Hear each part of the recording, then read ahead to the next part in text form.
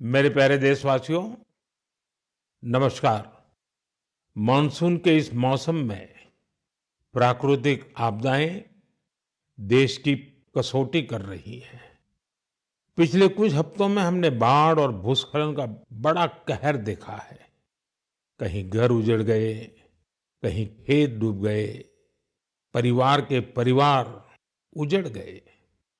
पानी के तेज बहाव में कहीं पुल बह गए, सड़कें बह गई, लोगों का जीवन संकट में फंस गया।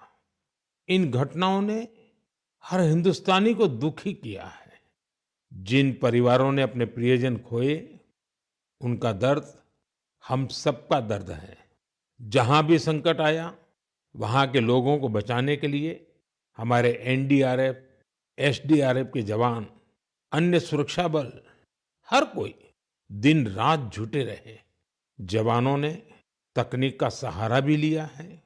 थर्मल कैमरे, लाइव डिटेक्टर, स्नीफर डॉग्स और ड्रोन सर्विलेंस ऐसे अनेक आधुनिक संसाधनों के सहारे राहत कार्य में तेजी लाने की भरपूर कोशिश की गई। इस दौरान हेलीकॉप्टर से राहत सामग्री पहुंचाई गई, घायलों को एयरलिफ्ट किया गया। आपदा की घड़ी में सेना मददगार बनकर सामने आई। स्थानीय लोग, सामाजिक कार्यकर्ता, डॉक्टर, प्रशासन, संकट की इस घड़ी में सभी ने हर संभव प्रयास किया। मैं ऐसे हर नागरिक को हृदय से धन्यवाद देता हूं, जिन्होंने इस कठिन समय में मानवीयता को सबसे ऊपर रखा हुआ है।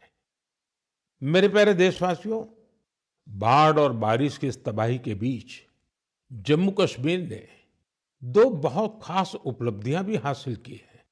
इन पर ज्यादा लोगों का ध्यान नहीं गया, लेकिन जब आप उन उपलब्धियों के बारे में जानेंगे तो आपको बहुत खुशी होगी।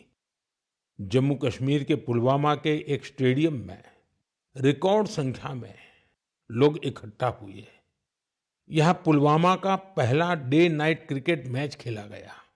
पहले ये होना असंभव था, लेकिन अब मेरा देश बदल रहा है।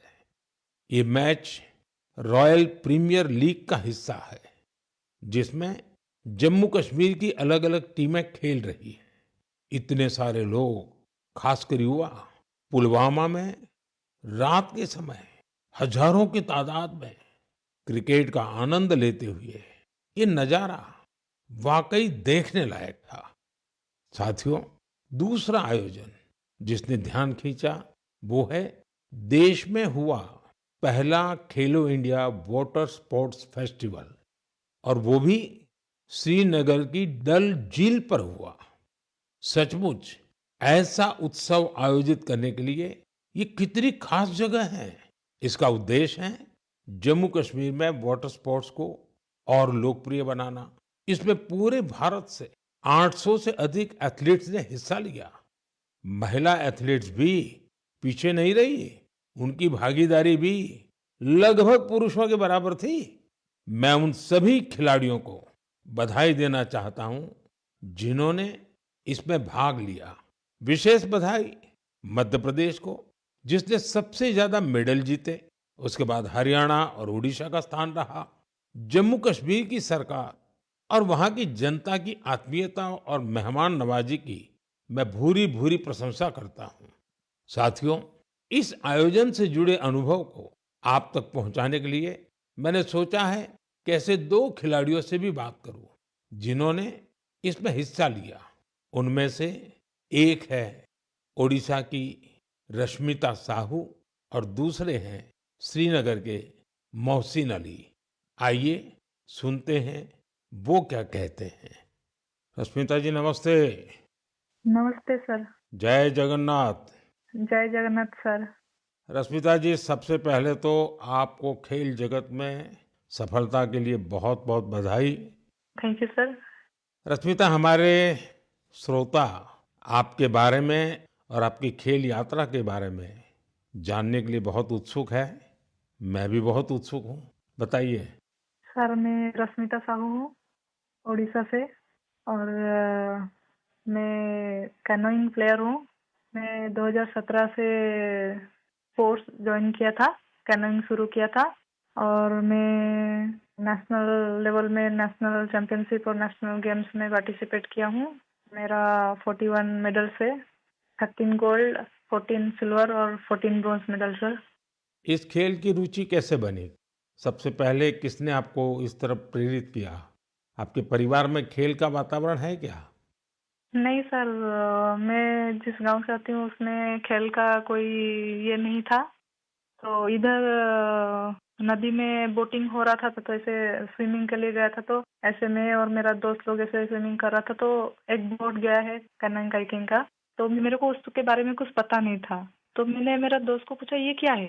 तो दोस्त ने बताया कि उधर जगतपुर में साई स्पोर्ट्स सेंटर है, उसमें खेल का होता है, उसमें मैं भी जाने वाली हूँ। मेरे को बहुत इंटरेस्टिंग लगा। तो ये क्या है, मुझे पता भी नहीं था। ये तो पानी में बच्चे लोग कैसे करते हैं, बोटिंग करते हैं। मैं वो उसको बोला कि मुझे भी जाना है, कैसे कैसे जाना है मुझे भी बताओ।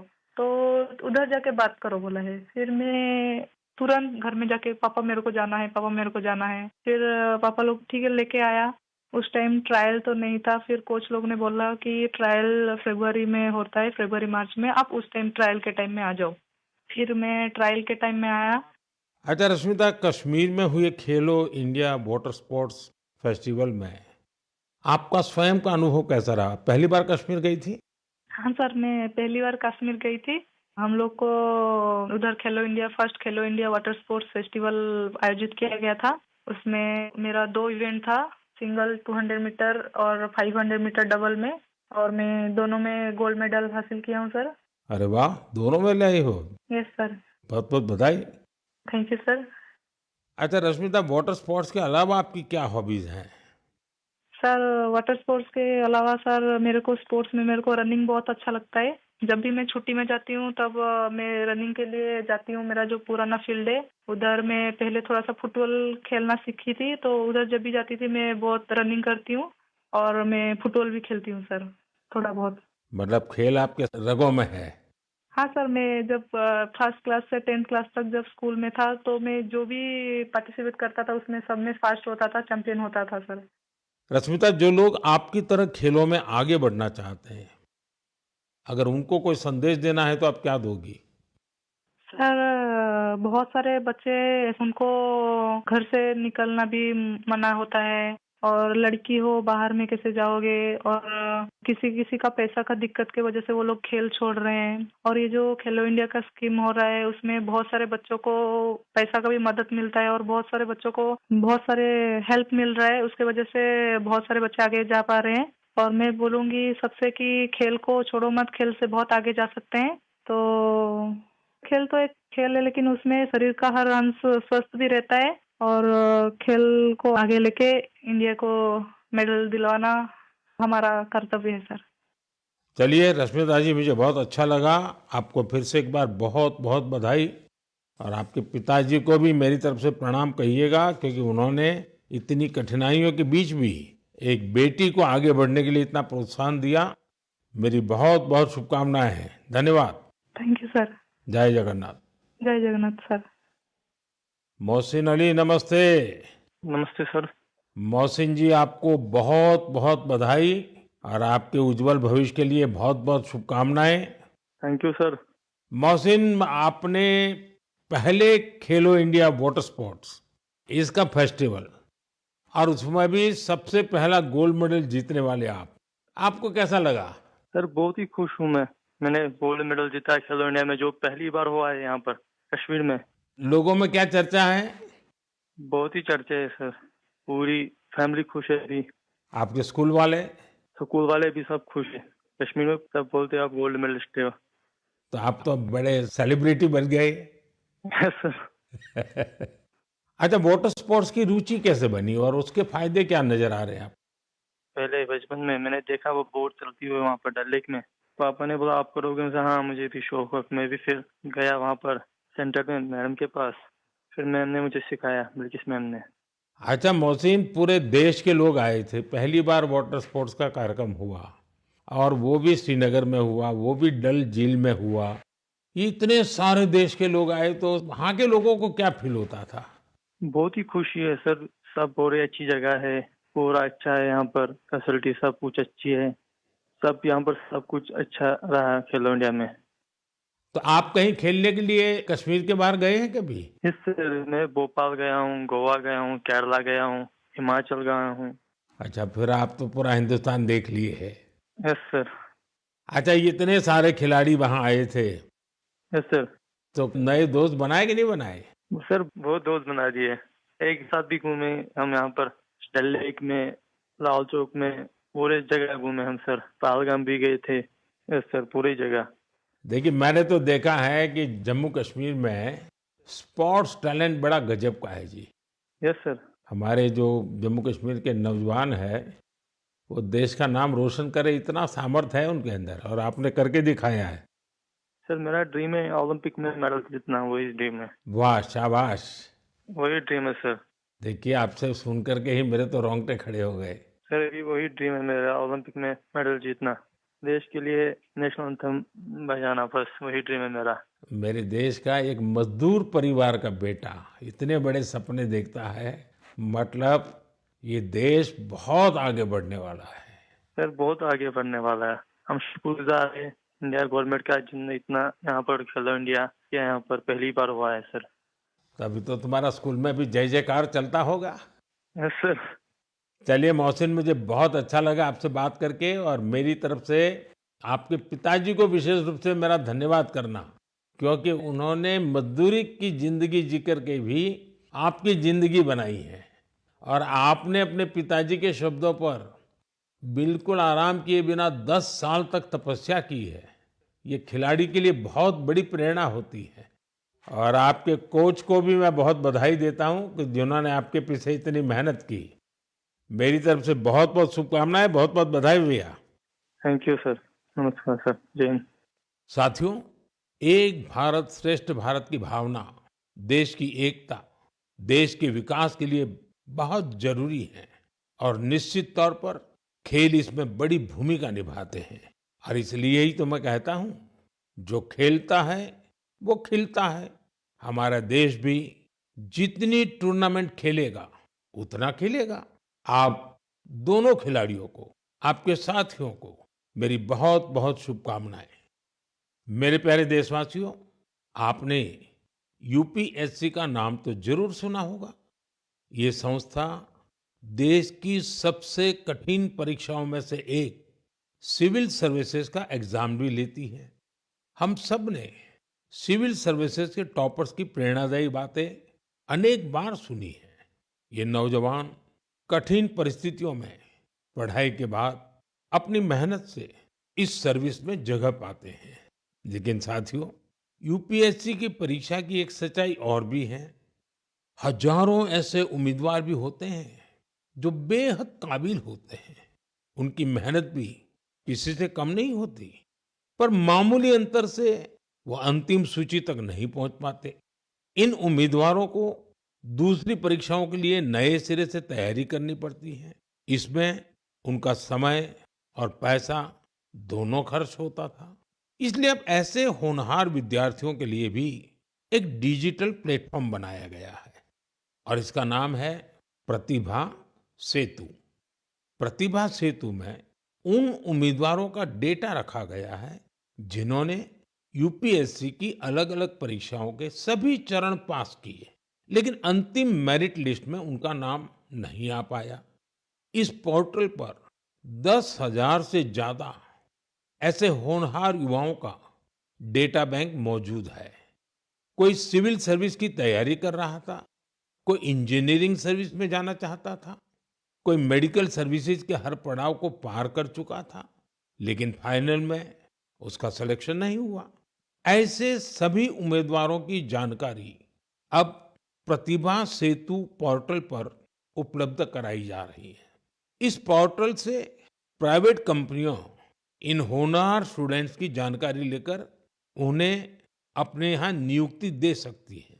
साथियों, इस प्रयास के नतीजे भी आने लगे हैं।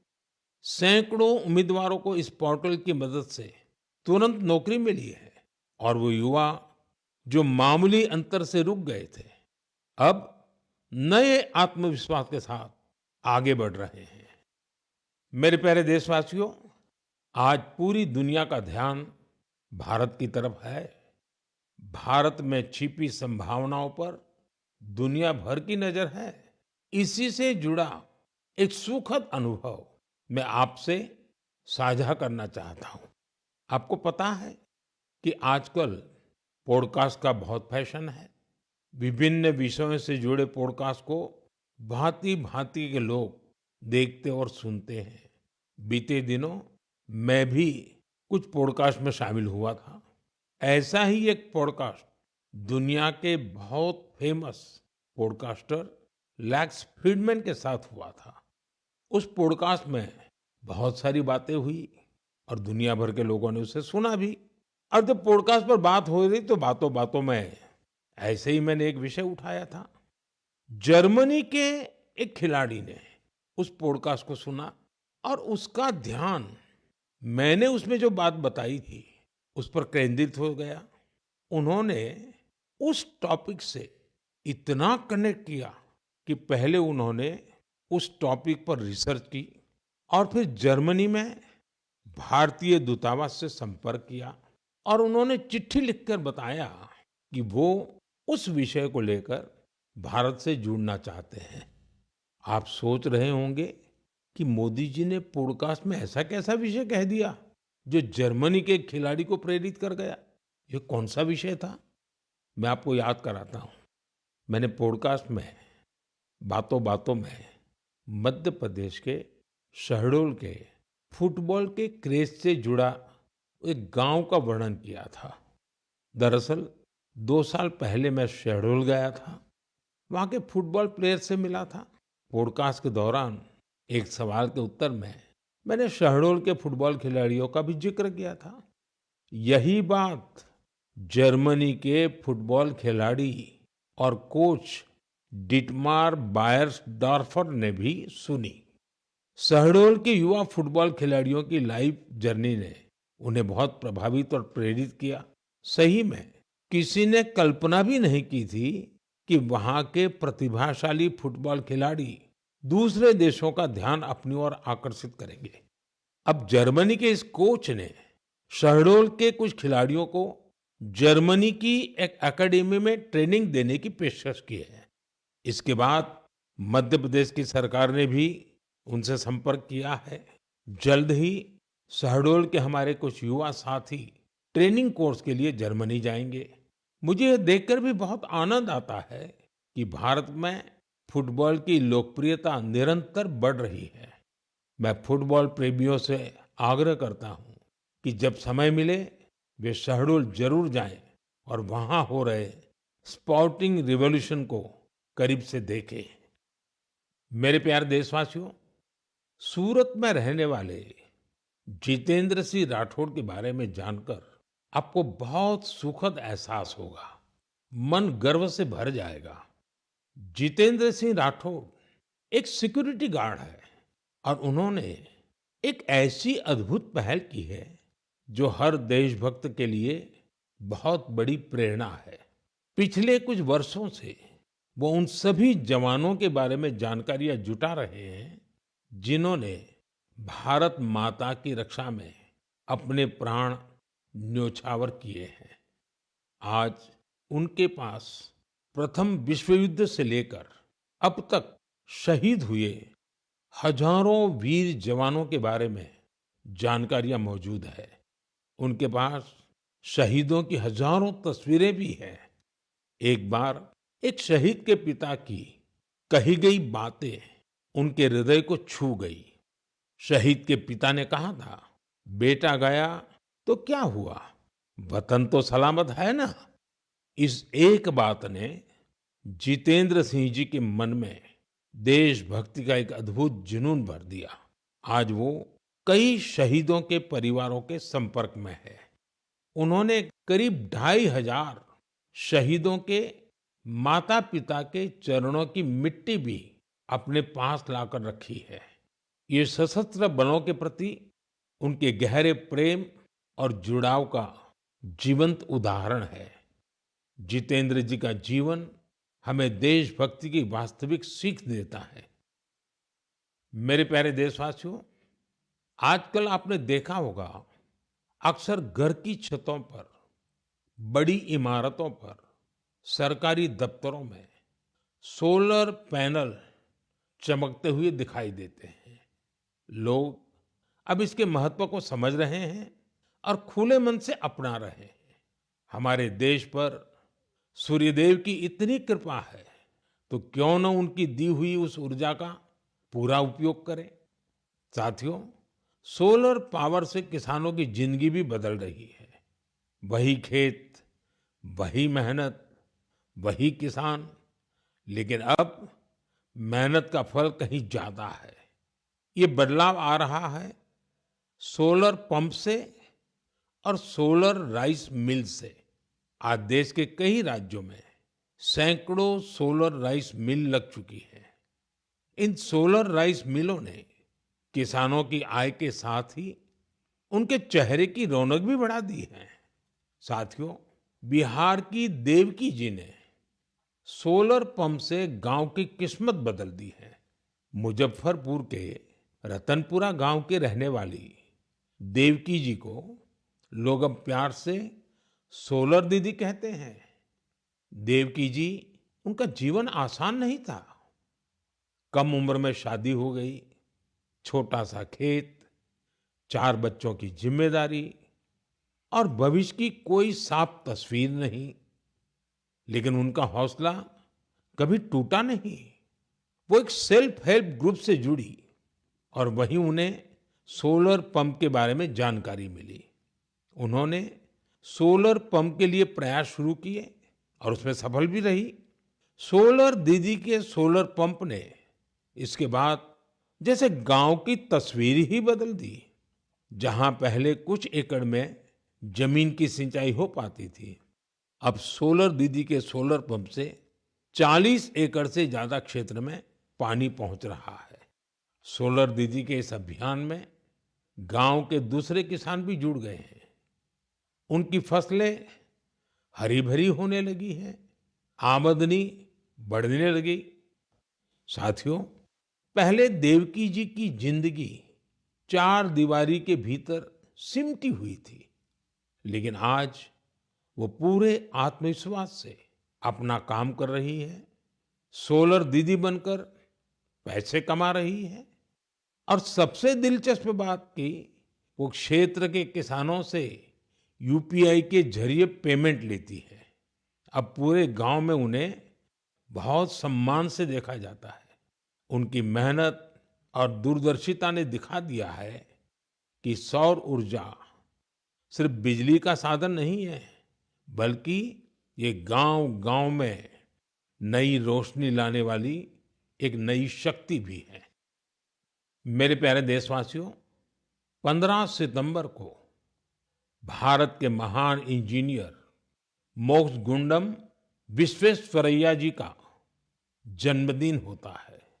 उस दिन को हम इंजीनियर्स डे के रूप में मनाते हैं। इंजीनियर सिर्फ मशीन नहीं बनाते, वे सपनों को हकीकत में बदल देने वाले कर्मयोगी होते हैं।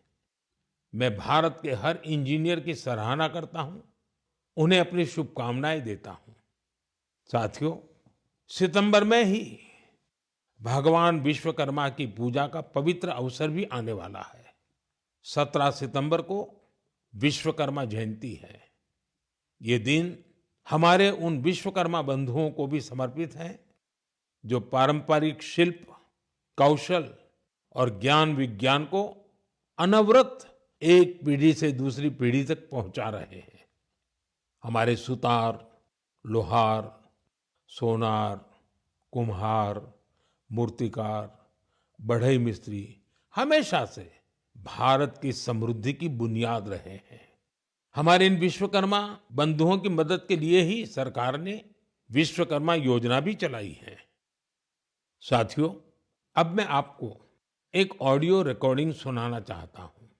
तो ये जो मानपत्र में आपने लिखा है, ये स्टेटों के बारे में मैंने जो कुछ किया या हैदराबाद के बारे में हमारी गवर्नमेंट ने जो कुछ किया, ठीक है किया, लेकिन आप जानते हैं कि हैदराबाद का किस्सा इस तरह से हमने किया, उसमें कितनी मुसीबत हुई।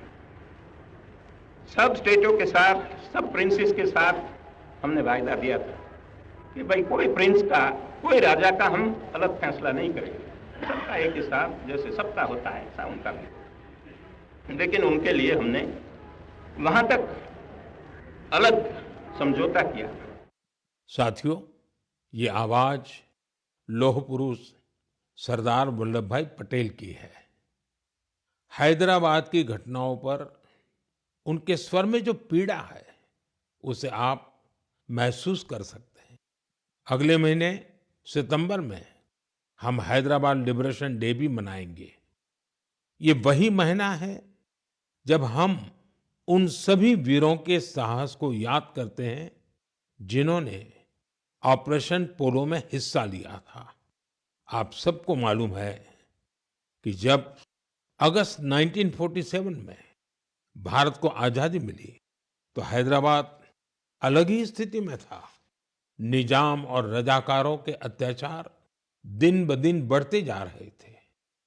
तिरंगा फहराने या वंदे मातरम कहने पर भी मौत के घाट उतार दिया जाता था। महिलाओं और गरीबों पर अत्याचार किए जाते थे। उस समय बाबा साहब आम्बेडकर ने भी चेतावनी दी थी कि ये समस्या बहुत बड़ी बनती जा रही है। आखिरकार सरदार पटेल ने मामले को अपने हाथ में लिया। उन्होंने सरकार को ऑपरेशन पोलो शुरू करने के लिए तैयार किया। रिकॉर्ड समय में हमारी सेनाओं ने हैदराबाद को निजाम की तानाशाही से आजाद कराया और उसे भारत का हिस्सा बनाया। पूरे देश ने इस सफलता का उत्सव मनाया। मेरे प्यारे देशवासियों, आप दुनिया के किसी भी कोने में चले जाएं, वहां आपको भारतीय संस्कृति का प्रभाव देखने को जरूर मिलेगा। और ये प्रभाव केवल दुनिया के बड़े शहरों तक सीमित नहीं है, बल्कि इसे छोटे छोटे शहरों में भी देखा जा सकता है। इटली के एक छोटे से शहर कैंप रोतोंडो में ऐसा ही देखने को मिला है। यहाँ महर्षि वाल्मीकि जी की प्रतिमा का अनावरण किया गया। इस कार्यक्रम में वहां के स्थानीय मेयर सहित क्षेत्र के अनेक अहम व्यक्ति भी शामिल हुए। कैंप रोतोंडो में रहने वाले भारतीय मूल के लोग महर्षि वाल्मीकि जी की प्रतिमा लगने से बहुत खुश हैं। महर्षि वाल्मीकि के संदेश हम सभी को बहुत प्रेरित करते हैं। साथियों, इस महीने की शुरुआत में कनाडा के मिसिसागा में प्रभु श्री राम की 51 फीट ऊंची प्रतिमा का भी अनावरण किया गया है। इस आयोजन को लेकर लोगों में बहुत उत्साह था। सोशल मीडिया पर प्रभु श्री राम की भव्य प्रतिमा के वीडियोज खूब शेयर किए गए। साथियों, रामायण और भारतीय संस्कृति के प्रति ये प्रेम अब दुनिया के हर कोने में पहुंच रहा है। रूस में एक मशहूर स्थान है व्लादिवोस्तोक। बहुत से लोग इसको ऐसी जगह के रूप में जानते हैं जहां सर्दियों में तापमान -20 से -30 डिग्री सेल्सियस तक गिर जाता है। इस महीने व्लादिवोस्तोक में एक अनूठी प्रदर्शनी लगी। इसमें रूसी बच्चों द्वारा रामायण की अलग अलग थीम पर बनाई गई पेंटिंग्स को भी शोकेस किया गया। यहाँ पर एक कंपटीशन का भी आयोजन हुआ। दुनिया के अलग अलग हिस्सों में भारतीय संस्कृति के प्रति बढ़ती जागरूकता देखकर वाकई बहुत प्रसन्नता होती है। मेरे प्यारे देशवासियों, मन की बात में इस बार इतना ही। इस समय देश भर में गणेश उत्सव की धूम है। आने वाले दिनों में बहुत सारे त्योहारों की रौनक होगी। उन त्योहारों में आपको स्वदेशी की बात कभी भी भूलनी नहीं है। उपहार वही जो भारत में बना हो, पहनावा वही जो भारत में बुना हो, सजावट वही जो भारत में बने सामान से हो, रोशनी वही जो भारत में बनी झालरों से हो, और भी ऐसा बहुत कुछ। जीवन की हर जरूरत में सब कुछ स्वदेशी हो। गर्व से कहो ये स्वदेशी है, गर्व से कहो ये स्वदेशी है, गर्व से कहो ये स्वदेशी है। इस भाव को लेकर हमें आगे चलना है। एक ही मंत्र, वोकल फॉर लोकल। एक ही रास्ता, आत्मनिर्भर भारत। एक ही लक्ष्य, विकसित भारत। साथियों, इन खुशियों के बीच आप सभी स्वच्छता पर जोर देते रहें, क्योंकि जहां स्वच्छता है वहां त्योहारों का आनंद भी और बढ़ जाता है। साथियों, मन की बात के लिए मुझे इसी तरह बड़ी संख्या में अपने संदेश भेजते रहिए। आपका हर सुझाव इस कार्यक्रम के लिए बहुत महत्वपूर्ण है। अपना फीडबैक मुझ तक जरूर पहुंचाते रहें। अगली बार जब हम मिलेंगे तो और भी नए विषयों की चर्चा होगी। बहुत बहुत धन्यवाद। नमस्कार।